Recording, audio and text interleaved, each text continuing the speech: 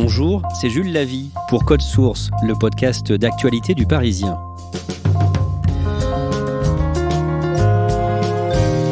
C'est l'un des effets du confinement. Dans les villes, on entend beaucoup mieux les oiseaux. Est-ce que la mise en veille de l'activité humaine a eu des effets réels sur eux, sur leur habitat ou sur leur reproduction ?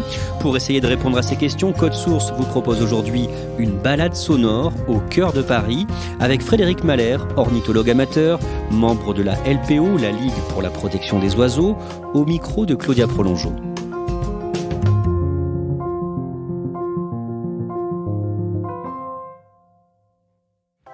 Donc là, on entend une fauvette à tête noire qui chante. J'ai retrouvé Frédéric Mahler à 8h près du parc des Buttes-Chaumont, dans le 19e arrondissement de Paris. J'allais dire qu'il lui répond, non, il lui répond pas, il chante en alternant. Ah, et les bus qui passent. Quelques voitures ou scooters passent, mais surtout des bus, des ambulances et des camions poubelles. Les joggeurs, eux, courent autour du parc. À 9h, ils devront tous être rentrés chez eux. Donc là, en fait, devant, il y a un troglodyte et là-bas, il y a une Frédéric connaît bien le coin. Il habite à moins d'1 kilomètre des Buttes-Chaumont et fait là la promenade d'1 heure à laquelle il a droit tous les jours. Je viens ici, mais je me fais tout un tour du quartier. Plusieurs points à voir, à surveiller. C'est des points particuliers où vous savez qu'il y a tel ou tel oiseau ? C'est parce que oui, j'ai découvert qu'il y a par exemple il y a une tourterelle. Dans Paris, il y a très peu de tourterelles. Et là, par exemple, il y a 2 couples de tourterelles turques qui sont dans le quartier. J'allais y faire un tour. Il y a un couple de cygnes et un couple de foulques qui nichent près de la Villette. J'en profite pour aller jeter un tour. Ça, c'est le problème. Et à gauche, qui est très mélodieux et grave, c'est une fauvette à tête noire. Et là, on a un pinson qui revient en plus. Donc ça, c'est un pinson. C'est un pinson et à la fin, après, il y a une fauvette à tête noire. La roulade du pinson, qui va recommencer. Elle est juste au-dessus de nous. Est-ce que vous pouvez me dire comment vous en êtes venu à vous intéresser aux oiseaux ? Oh là, c'est une bien vieille histoire. C'est mon grand-père. Quand j'étais tout gamin, mon grand-père était naturaliste amateur. Il s'intéressait aux oiseaux, aux plantes, aux champignons. Et c'est lui qui m'a appris à reconnaître mes premiers oiseaux. Donc je fais ça depuis que je suis tout petit, je ne sais pas quoi, une dizaine d'années, même moins, sûrement moins. Donc j'ai plus de 50 ans, et largement plus de 50 ans d'ornithologie derrière moi. Justement, l'ornithologie, c'est pas une discipline pour laquelle on a un diplôme, on se définit un peu soi-même ornithologue. Alors, il y a 2 choses. Il y a la filière professionnelle. Donc là, effectivement, il n'y a pas de diplôme d'ornithologie au sens strict. Pour apprendre à reconnaître les oiseaux, en gros, ils l'ont appris eux-mêmes sur le terrain, comme les ornithologues amateurs. À côté de ça, il y a une foule d'ornithologues amateurs, mais une des particularités de l'ornithologie, c'est que les scientifiques, les ornithologues professionnels ont besoin des amateurs pour un certain nombre de travaux. Parce que, tout simplement, il n'y aurait pas les moyens de payer autant de professionnels pour faire le boulot. Donc, le travail des amateurs est pris en compte, et non seulement pris en compte, mais est très important pour les scientifiques qui, à côté de ça, font d'autres études qui sont les seuls à faire. Ça, c'est autre chose. Là, on entend le pinson qui était juste au-dessus de nous, et puis la fauvette à tête noire qui est quelque part par là. Il faut savoir que dans le parc des Buttes-Chaumont, il y a une trentaine d'espèces qui nichent, donc qui se reproduisent en ce moment, ou qui sont en train d'arriver, parce que toutes les espèces ne sont pas encore arrivées. Il y a encore quelques migrateurs qui arrivent. Et c'est beaucoup plus pratique de les distinguer au champ que d'essayer de les trouver. Donc quand on fait des décomptes d'oiseaux dans un parc, c'est presque tout le temps au champ qu'on les repère. Ah là on en voit un, non ? Là il y a un pigeon ramier qui est en train de se gaver de feuilles de robinier. Donc c'est l'équivalent de la palombe dans le Midi. Ils ont passé tout l'hiver à manger à peu près des trucs secs. Et donc là, depuis le printemps, ils se gobergent de bourgeons, de feuilles fraîches, ce qui au passage leur provoque des diarrhées absolument pas possibles, dont les automobilistes se rendent compte sur leur voiture le lendemain matin s'ils ont eu le malheur de la garer sous un dortoir de pigeons ramiers. Frédéric Mahler est resté au stade d'ornithologue amateur et depuis qu'il est retraité, il consacre à cette passion une grande partie de son temps. Avant, et toute sa carrière, il a travaillé comme enseignant. J'étais prof en collège, au Blanc-Ménil, en Seine-Saint-Denis. Et moi, ça me plaisait bien. Hein. J'ai pris beaucoup de plaisir à enseigner. J'ai entre autres essayé de leur faire remarquer qu'autour d'eux, là aussi, il y avait de la nature. On avait la chance d'avoir un collège assez vert, celui qui avait le plus d'arbres de Seine-Saint-Denis. Donc pas mal de verdure et il y avait pas mal d'oiseaux qui étaient dans le collège. Je me souviens une fois d'avoir arrêté un cours de 6e pour leur montrer un épervier qui attaquait un groupe des tourneaux depuis les fenêtres.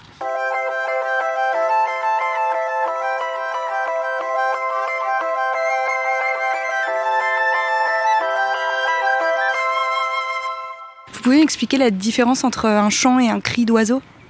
Un chant, ça a une fonction territoriale, c'est-à-dire que le mâle indique « je suis chez moi et je veux qu'aucun autre mâle de mon espèce rentre sur mon territoire ». Surtout en ce moment, là où les couples se forment ou se reforment.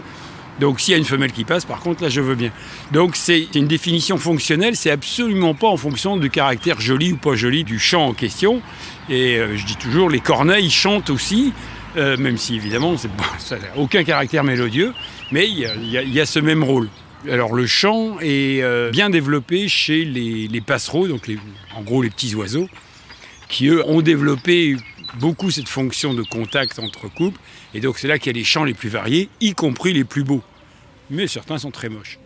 Là c'est le troglodyte là, qui chante en plus. Là. Une petite boule de plume brune avec une queue à l'arbitre. Là. Et qui est sans doute le plus gros rapport décibel-gramme. Parce que ça fait quoi ? Ça fait 15 grammes, 10-15 grammes. La fauvette à tête noire risque de le cacher un peu, mais bon. C'est celui-là ? Donc c'est un chant très précipité, très saccadé, très explosif. Et ça vient d'une toute petite bestiole qui est grande comme ça, quoi. Est-ce que vous avez noté que le confinement a changé quelque chose à ce que vous pouvez entendre des oiseaux ? Alors déjà, ce que tout le monde a remarqué, c'est qu'on entend les oiseaux. Donc pour certaines personnes qui ne les écoutaient pas avant, c'est « Ah, les oiseaux sont arrivés dans Paris ». Non, ils étaient déjà là. Simplement, on ne les entendait pas parce qu'il y avait des voitures, parce qu'il y avait du bruit. C'est d'abord un effet sur les humains, c'est que les humains les entendent. Ensuite, ça peut avoir un effet sur eux, et en particulier pour la fauvette à tête noire qui chante, là j'ai l'impression que certaines espèces ont un peu pris leurs aises. Par exemple, au parc des Buttes-Chaumont, il y a toujours eu des fauvettes à tête noire, donc ça c'est pas nouveau. Par contre, dans les quartiers autour d'ici, j'ai repéré plusieurs fauvettes à tête noire qui chantaient dans des squares, des pieds d'immeubles, des petits jardins, endroits qu'elles ne fréquentaient pas avant. Donc il n'est pas impossible que le calme du quartier ait permis à des oiseaux qui autrement seraient restés coincés dans les parcs de s'étendre un peu. Alors est-ce que ça se transformera en reproduction ? Il faudra voir. C'est pas impossible que ça puisse avoir cet effet-là. De même que certaines espèces qui s'arrêtent au passage migratoire peuvent avoir tendance à s'arrêter un peu plus parce que effectivement, le coin leur paraît plus sympathique que les autres années. Mais est-ce que c'est vrai ? Il faudrait le vérifier. Et d'autre part, est-ce que ça va durer ? Combien de temps ça va durer ? Si le 11 mai, les portes de tous les parcs s'ouvrent et que la circulation reprend comme avant, l'effet serait effectivement sans doute annulé ou quasiment annulé. Donc voilà, il faut vérifier, un, que cet effet existe bien, et deux, qu'il est durable. Ce qu'on entend, c'est la fauvette à tête noire, justement, qui est une des meilleures chanteuses, j'allais dire, de nos parcs. Parce qu'en plus de ses notes mélodieuses habituelles, elle est capable aussi de faire des imitations très différentes, et souvent de désarçonner les ornithologues. Encore hier, il y a eu un copain qui nous envoyait un enregistrement, et c'est quoi ça à votre avis ? Et on s'est fait avoir. C'était une fauvette à tête noire. C'est celui-là.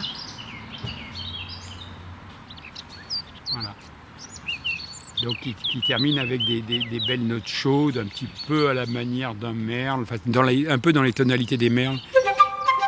La veille du confinement, la Ligue de protection des oiseaux a lancé l'opération Confinés mais aux aguets, qui appelle les ornithologues, amateurs ou confirmés, à compter les espèces qu'ils entendent depuis chez eux. Et donc là, depuis le début du confinement, tous les jours, vous vous mettez à votre fenêtre pendant 10 minutes et vous comptez. Voilà, on n'est pas forcé de faire ça tous les jours, mais enfin bon, vu le rythme d'activité que j'ai, je peux me le permettre. Leur maximum d'activité, en particulier pour le chant, c'est le matin au moment du lever du soleil, et ça reprend un peu le soir avant le coucher du soleil. Entre-temps, ils se nourrissent, ils couvent, ils nourrissent leurs petits. Il y a des espèces qui ont déjà leurs petits. Les merles ont déjà leurs petits, même déjà envolés. Les mésanges ne doivent pas être loin d'avoir leurs petits. Les moineaux, j'ai entendu des jeunes moineaux. Le faucon cresserelle, la première éclosion de faucon cresserelle à Paris, c'était il y a 2 jours. Il y a des faucons qui se reproduisent à Paris ? Oh bah oui. On en a un peu parlé au moment de Notre-Dame, parce qu'il y avait un couple qui nichait dans Notre-Dame et qui, évidemment, s'est sauvé au moment de l'incendie. Mais on a une 30aine de couples de faucons cresserelles, sans doute. Et on a au moins un couple de faucons pèlerins qui se reproduit aussi. Alors lui, il a déjà ses petits parce que c'est plus précoce. Donc il a, à ma connaissance, 4 jeunes. C'est pas très loin de la Tour Eiffel. Frédéric Mahler effectue donc son comptage depuis sa fenêtre du 19e arrondissement. D'autres qui ont beaucoup plus de chance, c'est un jardin en bord de mer, etc. Donc il y a toutes les possibilités, tous les intermédiaires. Donc c'est d'une part pour un petit peu occuper les ornithologues, parce qu'on est quand même sacrément frustrés. On ne peut pas aller sur le terrain alors qu'on est en pleine période d'arrivée des migrateurs. Enfin, il se passe des tas de choses fantastiques dans la nature en ce moment et on ne peut pas y assister. Et l'idée qui est quand même par derrière, c'est que justement, il y a des données à en tirer. C'est une expérience malheureuse dont on serait bien passé, mais c'est une expérience assez irremplaçable et que j'espère bien qu'on n'aura pas l'occasion de la revivre. Et donc, essayer d'en tirer les enseignements le plus précisément possible. Et donc, de voir qu'est-ce qu'on peut tirer de ça. Et est-ce qu'on peut voir une évolution de la situation au cours du confinement ? Justement, c'est ce genre d'étude qui pourra le dire.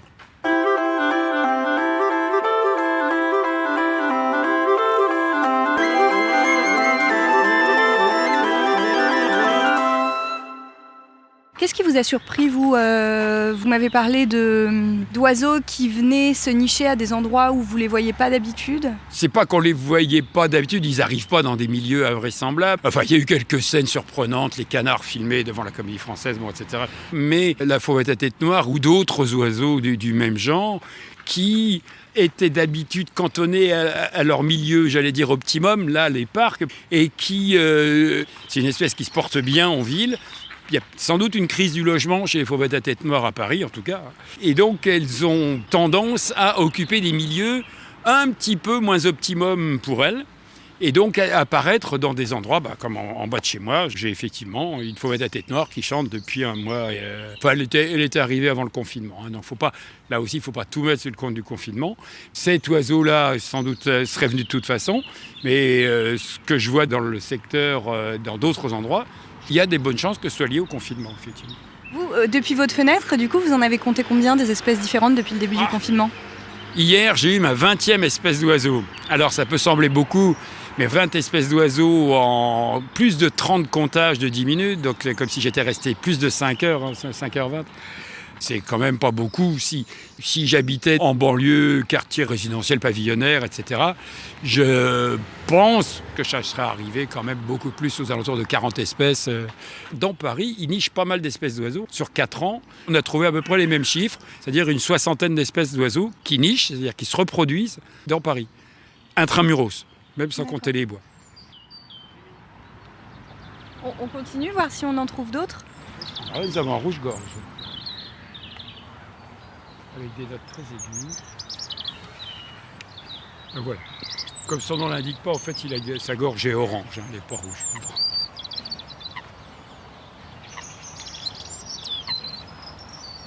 Et quel est votre meilleur souvenir peut-être d'ornithologue ?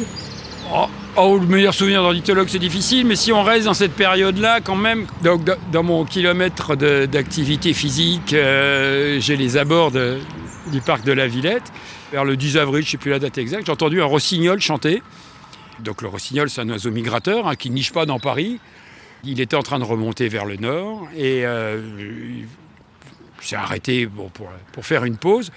C'est rare, mais ça n'a rien à voir avec le confinement. Ce qui aurait pu se passer, c'est que l'endroit lui plaise et qu'il y reste. Visiblement, non, il n'est pas resté. Voilà. Et là, on entend la mésange charbonnière, tipu.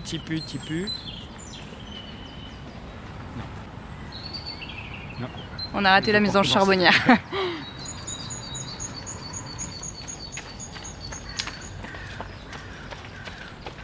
Donc, corneille, troglodyte, rouge-gorge.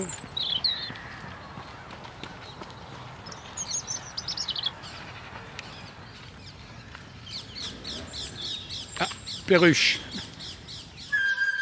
Comme Frédéric Malher, la plupart des ornithologues se sont passionnés pour les oiseaux enfants.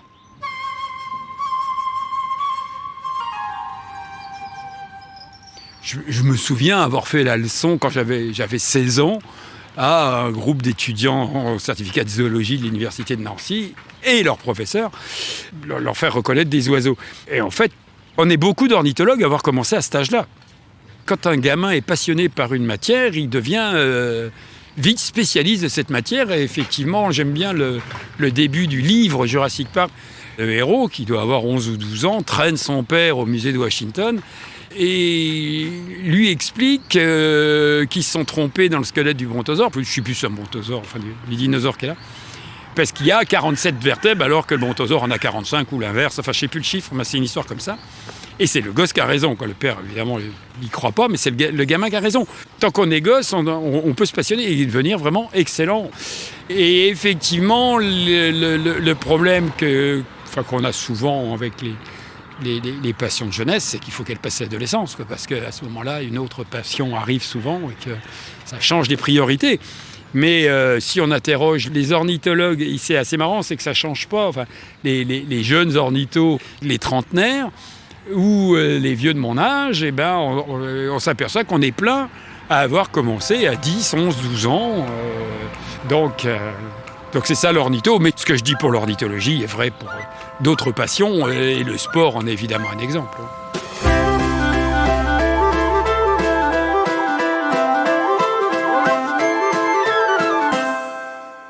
Claudia, Frédéric Malher compte les oiseaux de son balcon. La Ligue pour la protection des oiseaux organise 2 fois par an depuis 2012 une opération nationale de comptage. Mais là, avec le confinement, beaucoup plus de Français y participent ?